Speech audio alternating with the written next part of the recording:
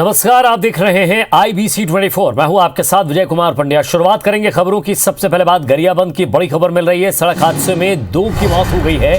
बेकाबू ट्रक ने 3 लोगों को कुचल दिया है। 2 की मौके पर ही मौत हो गई है, गंभीर रूप से घायल है। घायल को इलाज के लिए अस्पताल में भर्ती करवाया गया है। तो मालगांव कोदोबतार के पास यह हादसा हुआ है। बड़ी खबर आपको बता रहे हैं गरियाबंद से, जहां सड़क हादसे में 2 लोगों की मौत हो गई है। बेकाबू ट्रक ने 3 लोगों को कुचल दिया है। 2 की मौके पर ही मौत हो गई। एक गंभीर रूप से घायल है, जिसे तत्काल अस्पताल में भर्ती कराया गया है। तो मालगांव और कूदोबतार गांव के पास यह हादसा हुआ है।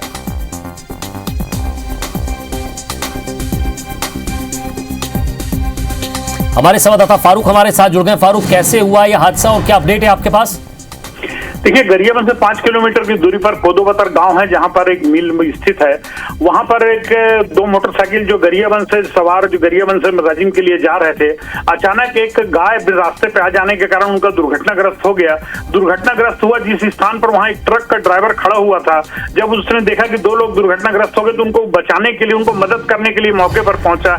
लेकिन गरियाबंद से जो राजिम के लिए पीछे से ट्रक जा रही थी, उसने तीनों को कुचलते हुए निकल गया सीधा, और जिसके कारण ये 3 के 3 रूप से गंभीर रूप से घायल हो गए। लेकिन एक की मौके पर ही मौत हो गई, जो कि खरखरा और छुरा का रहने वाला था। वहीं दूसरा जो गंभीर रूप से घायल हुआ, जो ड्राइवर बचाने के लिए गया था, संतोषी नगर रायपुर का रहने वाला ये ड्राइवर, उसको बचाने के लिए गया था, ये गंभीर रूप से घायल हो गया। पीछे से राजिम से गरियाबंद की ओर आ रहे SP JR ठाकुर ने तत्काल वाहन को, अपने गाड़ी को रुकवाया और इन दोनों को अस्पताल भेजने की व्यवस्था की। अस्पताल पहुंचने के पहले ही ड्राइवर जो है उसकी मौत हो गई। वहीं एक गंभीर रूप से घायल व्यक्ति को अस्पताल में भर्ती करके प्राथमिक उपचार के बाद उच्च चिकित्सा हेतु उनको रायपुर भेजा गया है। कुल मिलाकर ये कहा जाता है गंभीर घटना है और 2 लोगों की जिसमें मौत हो गई है। जी, शुक्रिया फारूक इस तमाम बातचीत के लिए। तो बेकाबू ट्रक ने 3 लोगों को कुचल दिया है। 2 की मौके पर ही मौत हो गई है। और एक और बड़ी खबर इसी तरह की भानु प्रतापपुर से, सड़क हादसे में 2 लोगों की मौत हो गई है। कार और ट्रक की भिड़ंत हुई है। 2 की मौके पर मौत हो गई है। दुर्ग कोंदल थाना इलाके के ग्राम पलाचूर में यह हादसा हुआ है।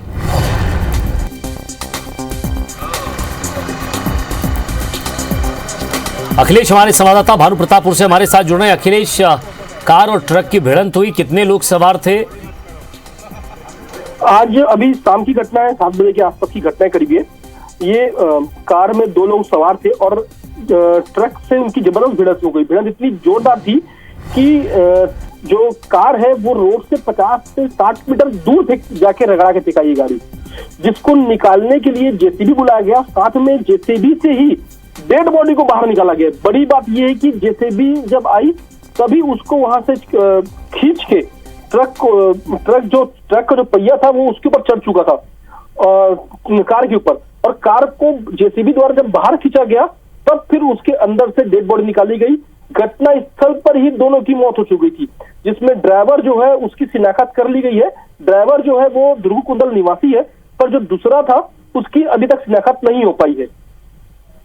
शुक्रिया इस तमाम बातचीत के लिए। देश में बढ़ती महंगाई के खिलाफ कांग्रेस राजस्थान की राजधानी जयपुर में महंगाई हटाओ महारैली की तैयारी कर रखी थी। महारैली के लिए सोनिया और राहुल गांधी जयपुर में पहुंचे। मुख्यमंत्री भूपेश बघेल भी कांग्रेस की महारैली में पहुंचे। इस रैली को कांग्रेस के तमाम दिग्गज नेताओं ने संबोधित किया। इसमें एक के बाद एक लगातार केंद्र की मोदी सरकार पर हमले किए गए। राहुल गांधी ने कहा कि रैली महंगाई के बारे में है, बेरोजगारी के बारे में है, आम जनता को दर्द हो रहा है उसके बारे में है। देश की आज जो हालत है वो सबको दिख रही है, ऐसा पहले कभी नहीं हुआ। पूरा का पूरा ध्यान 4-5 पूंजीपतियों पर है। हिंदुस्तान के सारे इंस्टीट्यूशन एक संगठन के हाथ में हैं। मंत्री के ऑफिस में RSS के OSD देश को जनता नहीं चला रही है। प्रियंका गांधी ने केंद्र सरकार पर जमकर हमला बोला। उन्होंने कहा कि सरकार जनता की भलाई नहीं चाहती, ये आपके लिए काम नहीं कर रही है। किसके लिए कर रही है ये सब जानते हैं। ये सरकार कुछ गिने चुने लोगों के लिए काम कर रही है। वहीं मुख्यमंत्री भूपेश बघेल ने भी मोदी सरकार पर जमकर निशाना साधा। ये भाई और बहनों, हिंदुत्ववादी और हिंदू के बीच में फर्क है। मैं आपको ये भाषण क्यों दिया? क्योंकि आप सब हिंदू हो, हिंदुत्ववादी नहीं। और ये देश हिंदुओं का देश है।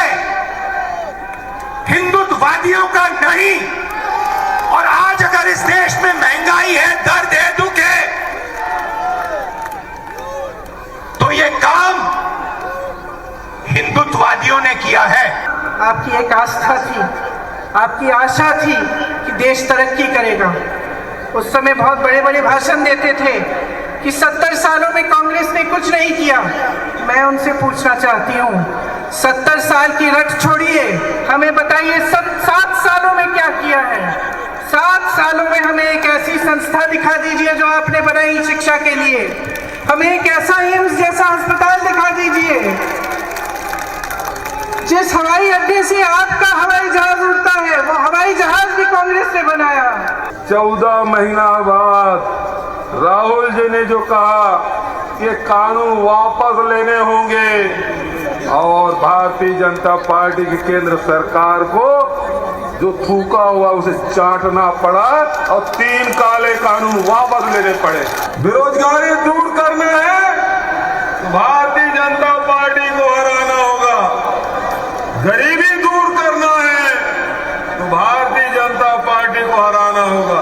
ये ताकत है आप सबकी, तो आप में वो शक्ति है, उस शक्ति को पहचानने की जरूरत है। और केंद्र में बैठे हुए भ्रष्ट सरकार को उखाड़ फेंकने का अवसर है। जयपुर में आयोजित महंगाई हटाओ रैली में शामिल होने के बाद आज शाम मुख्यमंत्री भूपेश बघेल रायपुर लौटे। सीएम भूपेश बघेल ने कहा कि देश में महंगाई एक बड़ी समस्या के रूप में सामने आई है, जिससे हर परिवार पीड़ित है। सीएम भूपेश ने बीजेपी और आरएसएस पर तंज कसते हुए कहा कि इनकी विचारधारा विदेश से आयातित है। इसके आदर्श हिटलर और मुसोलिन है। बीजेपी और आरएसएस देश को बांटने का काम करती है, जबकि कांग्रेस की विचारधारा ऋषि मुनियों की परंपरा से चली आ रही है। सोमवार से विधानसभा के शीतकालीन सत्र की शुरुआत पर सीएम भूपेश बघेल ने कहा कि बीजेपी के पास कोई मुद्दा नहीं है। सीएम भूपेश बघेल ने कहा कि रेडी टू ईट में गुणवत्ता को लेकर 1900 से ज्यादा शिकायतें आई थी। जांच के बाद शिकायतें सही पाई गई, इसलिए हमने रेडी टू ईट को लेकर निर्णय बदला। उन्होंने ये भी कहा कि यूनिफॉर्म बनाने का काम अभी बुनकर ही कर रहे हैं, इसमें कोई बदलाव नहीं हुआ है। अखिल भारतीय कांग्रेस कमेटी के द्वारा महंगाई के खिलाफ ऐतिहासिक रैली जयपुर में आयोजित की गई थी, कि जहां महंगाई से लोग परेशान हैं, चाहे पेट्रोल हो, डीजल हो, चाहे खाने के तेल हो, चाहे रसोई गैस हो, इन सब पदार्थों की जो मूल्य वृद्धि हुई है, इससे लोग परेशान हैं। छत्तीसगढ़ विधानसभा के 5 दिवसीय शीतकालीन सत्र का आगाज सोमवार से हो रहा है। इस सत्र में सत्ता पक्ष और विपक्ष के विधायकों ने 755 प्रश्न लगाए हैं। इस सत्र में धान खरीदी, धर्मांतरण और कानून व्यवस्था के मुद्दों पर राज्य सरकार को घेरने के लिए विपक्षी विधायकों ने सवाल लगाए, तो वहीं इन सवालों का जवाब देने के लिए सभी मंत्री और सत्ता पक्ष के विधायक भी तैयार हैं। सोमवार को पहले दिन निधन उल्लेख के बाद कार्यवाही स्थगित कर दी जाएगी। मंगलवार से बीजेपी कई मुद्दों पर राज्य सरकार को घेरने, ध्यानाकर्षण और स्थगन प्रस्ताव लाएगी। राज्य सरकार की ओर से 2 विधेयक प्रस्तुत किए जाएंगे, जिसमें इंदिरा कला संगीत विश्वविद्यालय खैरागढ़ में कुलपति पद के लिए तय उम्र सीमा 70 वर्ष करने और राज्य में हुक्का बार प्रतिबंधित करने संबंधी विधेयक शामिल हैं। इस सत्र में राज्य सरकार अनुपूरक बजट भी पेश करेगी और सत्र शुरू होने से पहले मंत्री रविंद्र चौबे ने विधानसभा अध्यक्ष चरणदास महंत से सौजन्य मुलाकात की। भारतीय जनता पार्टी इस सत्र को लेकर के पूरी तैयारी में है। हमारे स्थगन से लेकर के ध्यानाकर्षण और प्रश्नकाल सारी चीज़ों का हम उपयोग करेंगे। जिस प्रकार से यहाँ पर धर्मांतरण हो रहे हैं और यहाँ पर धान खरीदी में जो भ्रष्टाचार, कानून व्यवस्था की स्थिति लगभग समाप्त हो गई है, इन तमाम बातों को लेकर के हम इस बार विधानसभा के माध्यम से चर्चा में लाएंगे। सरकार की तरफ से पूरी तैयारी है और विपक्ष जो भी प्रश्न लाएगा, जो भी स्थगन लाए, ध्यान आकर्षण लाए, प्रश्न लाए, सभी का जवाब देने के लिए सरकार की पूरी तैयारी है।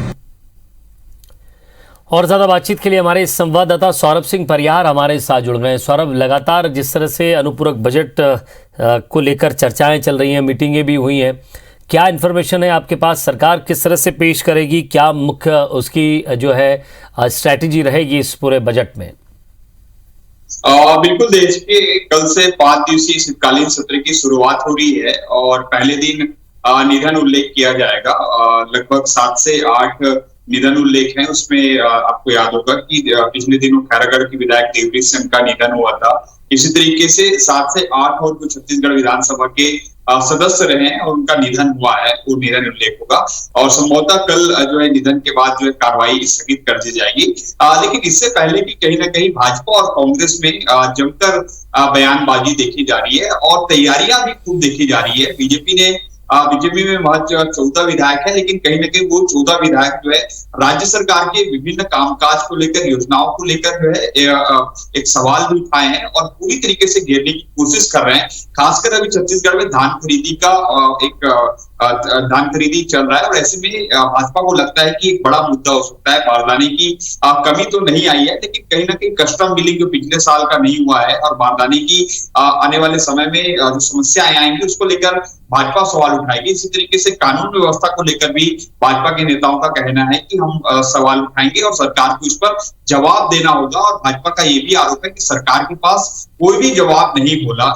755 प्रश्न जो है कुल सत्ता पक्ष और विपक्ष के विधायकों द्वारा लगाए गए हैं। हालांकि मुख्यमंत्री भूपेश बघेल का कहना है, जब हमने उनसे आज पूछा कि शीतकालीन सत्र कल से शुरुआत हो रही, तो इस पर साफ तौर पर कहना है कि भाजपा के पास कोई भी मुद्दा नहीं है जिस पर राज्य सरकार को घेर सके और हमारी तैयारी भी पूरी है कि हम जो है सभी सवालों के जवाब दें। अब देखना होगा कल से सत्र की शुरुआत हो रही है, किस तरीके से आरोप प्रत्यारोप और सत्ता पक्ष और विपक्ष के विधायक जो हंगामेदार की स्थिति में किस तरीके से अपनी बातों को रखेंगे। शुक्रिया सौरभ इस तमाम बातचीत। छत्तीसगढ़ में इन दिनों विधानसभा सचिवालय के लिए परीक्षाएं आयोजित कराई जा रही हैं। प्रदेश भर के अभ्यर्थी इन परीक्षाओं में भाग ले रहे हैं, लेकिन कुछ अभ्यर्थी ऐसे हैं जो इन परीक्षाओं से वंचित हो रहे हैं। अभ्यर्थियों का कहना है कि परीक्षा 9 बजे शुरू होनी थी। एडमिट कार्ड में लिखा गया था कि 1.5 घंटे पहले पहुंचना है। गेट कितनी बजे बंद किया जाएगा इसकी कोई जानकारी नहीं दी गई, लेकिन 8:30 बजे पहुंचने के बावजूद परीक्षा केंद्रों में नहीं जाने दिया गया। शनिवार को भी परीक्षा के दौरान इस तरह की शिकायतें सामने आई थी।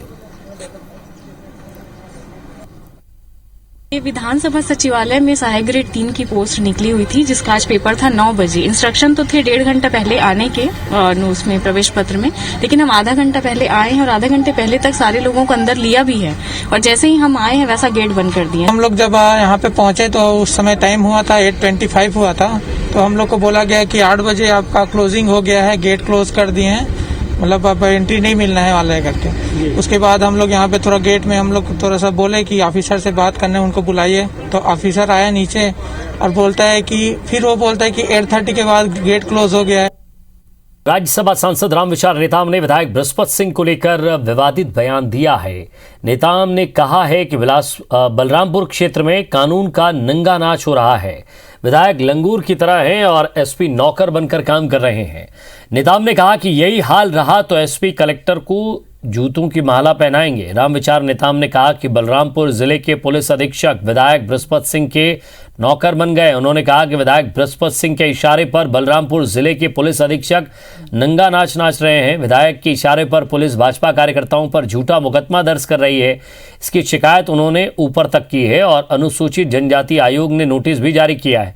इस हमले पर बृहस्पत सिंह ने कहा कि रामविचार नेताम 25 साल विधायक रहे, 15 साल मंत्री रहे और अभी राज्यसभा में हैं। इसके बाद भी उनके व्यवहार में कोई सुधार नहीं आया है, ये चिंताजनक है। उन्होंने कहा कि जब मंत्री थे तब कलेक्टर और एसपी से गाली गलौज करते थे और निर्देश देकर लोगों को जेल भेजना और जेल से छुड़वाने का काम करते थे। नंगा नाच हो रहा है उस क्षेत्र में, तो पूरा नंगा नाच हो रहा है। पुलिस अधीक्षक ऐसा मतलब वो तो उसका नौकर बन के काम कर रहा है। पूरे हमारे कार्यकर्ताओं के ऊपर फर्जी तरीके से आपराधिक प्रकरण दर्ज करवा रहा है पुलिस अधीक्षक। इसकी शिकायत हम कर रहे हैं ऊपर में, मैं किया हूं और अनुसूचित जनजाति आयोग ने भी नोटिस जारी किया है। देखिए माननीय नेताम जी लगातार 25 साल विधानसभा में रहे, जिसमें 15 साल मंत्री रहे और 6 साल भारत के सबसे उच्च सदन राज्यसभा से कहते हैं वहां है। इसके बाद भी अगर उनमें सुधार नहीं आया तो बड़े चिंताजनक है। बीरगांव नगर निगम चुनाव में प्रचार के लिए कांग्रेस ने आज सूची जारी कर दी है। कुल 102 नेताओं को चुनाव प्रचार की जिम्मेदारी दी गई है। इनमें 3 मंत्री और 12 विधायक हैं। मंत्रियों में रविंद्र चौबे, शिव डहरिया और ताम्रध्वज साहू का नाम शामिल है। इसी तरह विधायकों में विकास उपाध्याय, धनेन्द्र साहू, शिशुपाल सूरी, उत्तरी जांगड़े, विनोद चंद्राकर, शकुंतला उसके साथ ही शकुंतला साहू, कुंवर निषाद, राम कुमार यादव, दलेश्वर साहू, छन्नी साहू और कुलदीप जुनेजा को जिम्मेदारी दी गई है। इसी तरह निगम मंडल और बोर्ड के अध्यक्षों को भी बीरगांव के वार्ड में पहुंचकर कांग्रेस प्रत्याशी के पक्ष में प्रचार प्रसार करने की जिम्मेदारी दी गई है। कांग्रेस अन्य नगरीय निकायों के लिए भी प्रचार प्रसार करने वाले मंत्री, विधायकों समेत अन्य वरिष्ठ नेताओं की सूची जारी करेगी।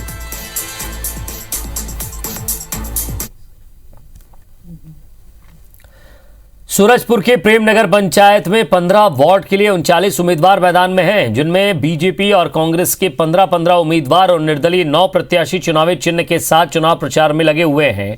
ऐसे में ग्राम पंचायत से लेकर नगर पंचायत तक के सफर में प्रेमनगर के सरपंच और अध्यक्ष पद पर पिछले 42 साल से बीजेपी का ही कब्जा रहा है। आज बीजेपी के प्रदेश अध्यक्ष विष्णुदेव साय प्रेमनगर के दौरे पर पहुंचे। वहीं विष्णुदेव साय ने कांग्रेस पर निशाना साधते हुए कहा कि कांग्रेस के लोग शासन सत्ता के दुरुपयोग कर रहे हैं, बीजेपी के प्रत्याशियों से दुर्व्यवहार कर रहे हैं। वहीं कांग्रेस के पदाधिकारी घोषणा पत्र के साथ प्रदेश के कांग्रेस सरकार के 3 वर्ष के कार्यकाल की उपलब्धियां जनता को बता रहे हैं।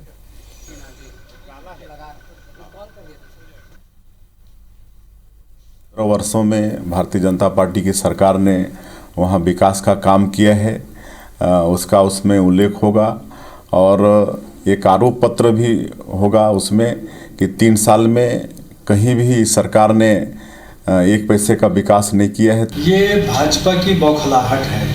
एक्चुअली पिछले 15 साल से जिस प्रकार से उन्होंने सत्ता का दुरुपयोग किया, धन बल जनबल का दुरुपयोग करके चुनाव जीता, इस बार वैसी स्थिति है नहीं। शांतिपूर्ण चुनाव होंगे, निष्पक्ष चुनाव होंगे। ये भाजपा की रीति नीति है कि प्रोपेगेंडा फैलाओ और चुनाव जीतो।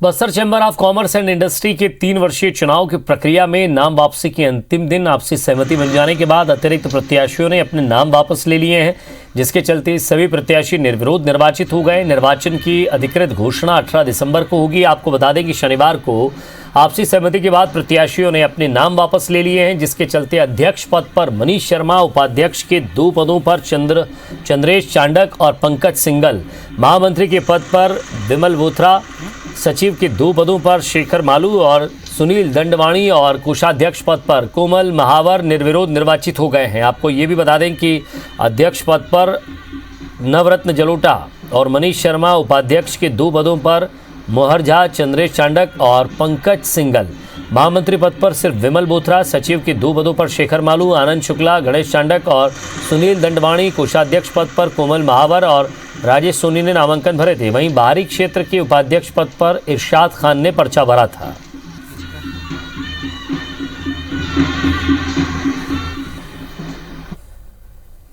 और बुलेटिन के आखिर में बात अब नवा छत्तीसगढ़ क्विज कॉन्टेस्ट की, जिसका आयोजन IBC 24 छत्तीसगढ़ शासन के सहयोग से कर रहा है। पूरे प्रदेश में हाई और हायर सेकेंडरी स्कूल के बच्चों के लिए इसका आयोजन हो रहा है। इस क्विज कॉन्टेस्ट की टॉप 3 टीमों को 51, 31 और 21 हज़ार का इनाम दिया जाएगा। 13 दिसंबर के क्विज में भाग लेने के लिए जगदलपुर में शशि, महासमुंद में भूपेंद्र और राजनांदगांव में संजय को आप दिए गए फ़ोन नंबर पर संपर्क कर सकते हैं।